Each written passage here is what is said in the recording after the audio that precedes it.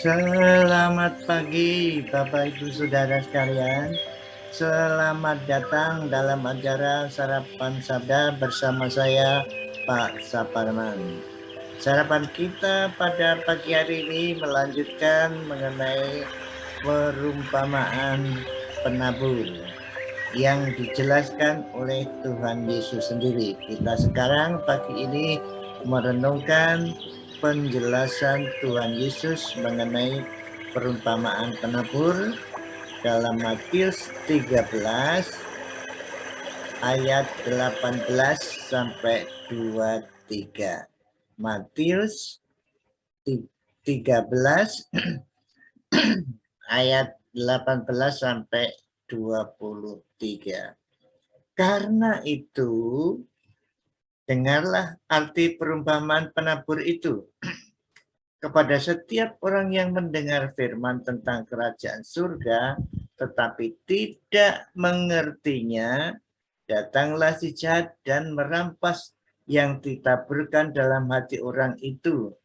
Itulah benih yang ditaburkan di pinggir jalan. Benih yang ditaburkan di tanah yang berbatu-batu ialah orang yang mendengar firman itu dan segera menerimanya dengan suka, dengan gembira. Tetapi ia tidak berakar dan tahan sebentar saja. Apabila datang penindasan atau penganiayaan karena firman itu, orang itu pun segera murtad. Yang ditaburkan di tengah semak duri ialah orang yang mendengar firman itu, lalu kekhawatiran dunia ini dan tipu daya kekayaan menghimpit firman itu sehingga tidak berbuah. Yang ditaburkan di tanah yang baik ialah orang yang mendengar firman itu dan mengerti, dan karena itu ia berbuah. Ada yang 100 kali lipat, ada yang 60 kali lipat, ada yang 30 kali lipat. Bapak Ibu Saudara sekalian yang dikasih Tuhan, Tuhan Yesus menjelaskan sendiri mengenai perumpamaan penabur. Rupanya di sini yang ditekankan oleh Tuhan Yesus adalah tanah atau hati pendengarnya. Itu hati pendengar ya. Ayat 18 dimulai tadi katanya, artinya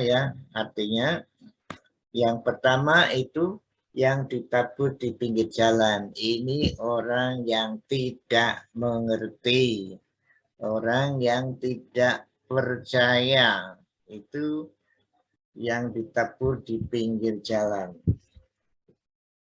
Yang ditabur di tanah yang berbatu, kelihatannya orang percaya, ini tetapi bukan, atau orang yang tidak betul-betul percaya. Yang ketiga adalah orang yang percaya, yaitu yang ditabur di tanah. Kalau yang ditabur di batu-batuan yang ada tanahnya sedikit tadi, percaya, gembira sekali kelihatannya awal-awalnya, tapi baru ada penganiayaan atau akibat dari orang yang percaya itu tidak tahan. Kalau orang percaya kepada Tuhan Yesus dan Tuhan sebagai Tuhan dan Juru Selamat, itu memang orang aneh. Kok bisa percaya orang mati bangkit lagi terus, apalagi menghapus dosanya. Nah itu memang aneh, sehingga mungkin dapat ejaan atau dikatakan orang aneh, lalu tidak tahan, lalu lepas. Nah itu sebetulnya bukan percaya ya, orang-orang yang tidak betul-betul percaya atau tidak percaya begitu. Tetapi orang yang percaya adalah firman itu disampaikan, lalu mendengar, lalu mengerti, lalu menghasilkan buah. Jadi orang percaya itu orang yang mengerti dan menghasilkan buah. Jadi antara iman dan kehidupan itu tidak bisa dipisahkan. Orang yang percaya kepada Tuhan Yesus sebagai Tuhan dan Juru Selamat mesti menghasilkan kebaikan. Hasilnya, buahnya ada yang 100, ada yang 60 kali lipat, ada yang 30. Nah, itu tergantung kemampuan orang itu menangkap, tapi juga tergantung daripada kemampuan yang diberikan Tuhan kepada mereka. Saudara-saudara, Bapak Ibu Saudara yang dikasih Tuhan, yang sudah menerima Tuhan Yesus Kristus sebagai Tuhan dan Juru Selamat, saudara itu memiliki benih firman yang dalam hidup saudara sehingga menghasilkan satu perbuatan, pikiran, tindakan, ucapan yang baik yang berasal dari firman itu, dan itu tidak bisa tidak. Kalau orang percaya pasti menghasilkan kebaikan. Ada kasih kepada sesama, ada hidup yang menjauhi berusaha tidak berdosa. Itu orang yang percaya kepada Tuhan Yesus Kristus sebagai Tuhan dan Juru Selamat.